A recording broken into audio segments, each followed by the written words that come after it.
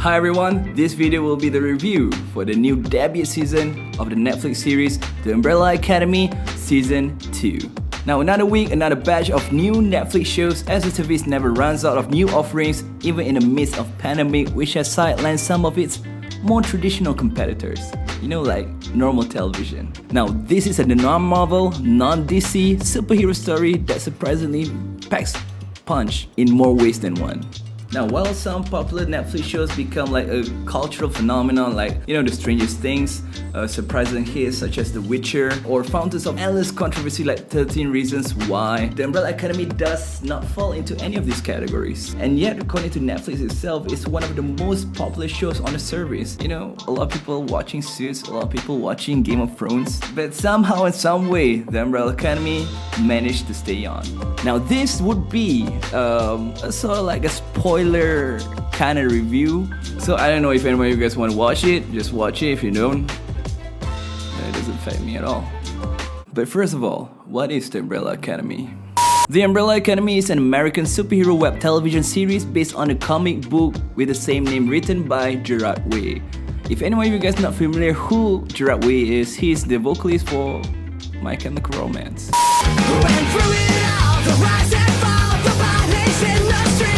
Now this is the guy with a lot of creative process or creative thought in his skull brain. 43 infants are inexplicably born to random, unconnected women who showed no signs of pregnancy the day before. Basically it's that yesterday I'm not pregnant, but today I'm already pregnant 9 months. How crazy is that?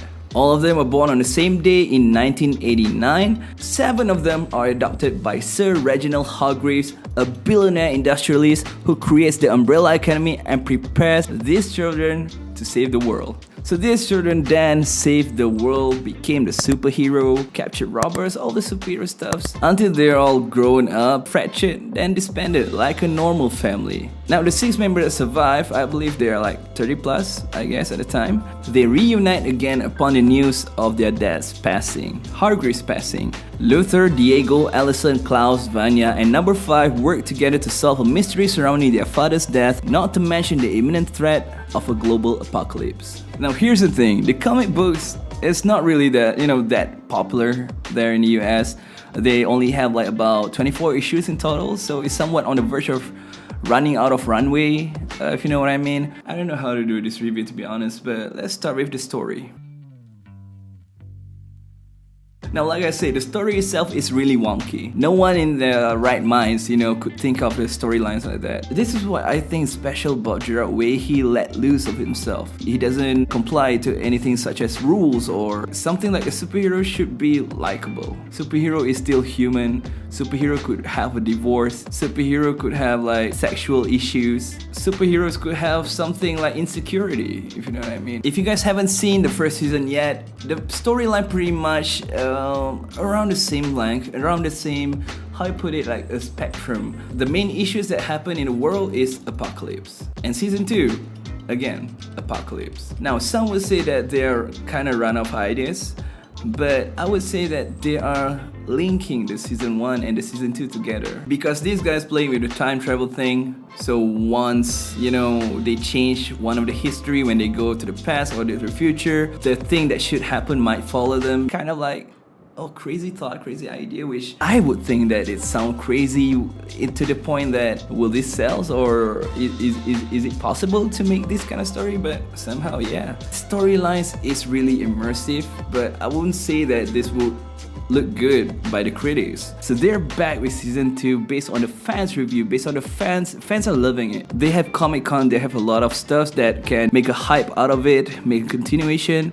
So they build this up based on the relationship that they have with the fans, loving it, loving the characters, loving the stories, loving the relationships that they have as brothers and sisters. Now I don't know how to do this, but the storylines are really good for the second season as well. In the first season they are introducing a lot of characters, a lot of storylines, and they managed to keep it up. They managed to have a lot of buy-ins, like people are now fans of Vanya, people are now fans of Luther because of this. And all these stories are told by the cinematography, which is I believe I want to review that as well now.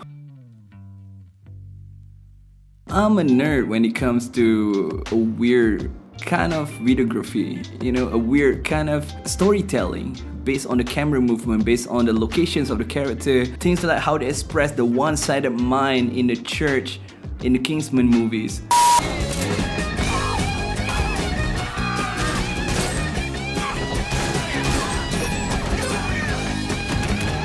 The way how he told the story without having a line in the church, the based on action-packed kind of stuff. And the director of the Umbrella Academy, Steve Blackman, surely knows his stuff. Now, to be honest, I don't know who Steve Blackman is. I only know a Steve Blackman in wrestling. Now, the first episode of the second season made me reach my wallet. And now the end is near. In a stylish unbroken take set to Frank Sinatra's My Way, you know, action sequence layered with a beautiful melodic songs at the back. Obviously it's CGI, but it's a much needed CGI to tell you the story, if you know what I mean. To me, that is bonkers, that is really, really good, that is really, really cared to how they want to tell the story. In each episode, they have a bunch of lists of songs that they use for different scenes, for different kind of drama. They have Everybody by Backstreet Boys in episode 7. Oh my God! We're back again! Brothers, sisters, everybody sing! We're gonna bring you the flavor! We're gonna show you how! 5, 6, son of a bitch, where that other gun? The boys are back again in the Umbrella Academy. And I mean, they chose a bunch of really good soundtracks for the films based on the narrative, based on the things that they want to tell. And the song that they choose, I will give it a star. Really, really good. Oh yeah, and there's a song by Gerard Way himself, which is really good.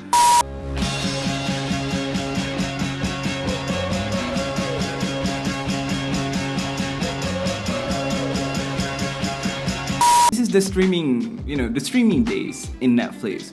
We have a lot of different creative shows that precedently will never be shown in television. That is why David Letterman want to do like a special in Netflix, because he can go all out. There's no such thing as I cannot say this in front of camera, in front of TV.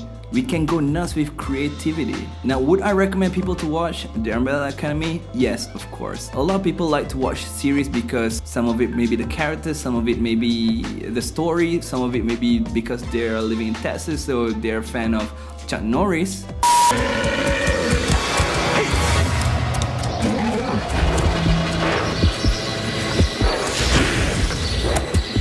Get tired. You know, people have their own opinions and stuff. People will have like a different change of pace. For instance, if you guys prefer to watch Suits, then yeah, try to watch this. It will be like a mind opener for you guys, a mind boggler.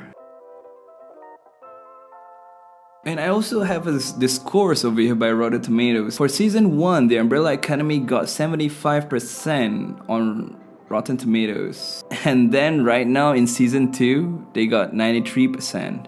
The fan score is 100% for season 2. But there aren't enough reviews in as for now, so yeah, it will be altered in months, I guess. But I would be surprised if the scores would be lower than now, lower than how it is, because this series is mostly driven by fans, as I tell you guys in the beginning, rather than the press, judging by how little attention that it got last year. Even if it is one of the most popular Netflix series, the critics have their own mind on things, you know?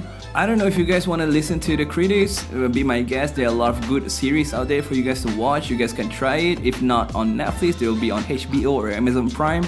But as for Netflix is concerned, right now, Umbrella Academy in Netflix, and yeah, try it for yourself.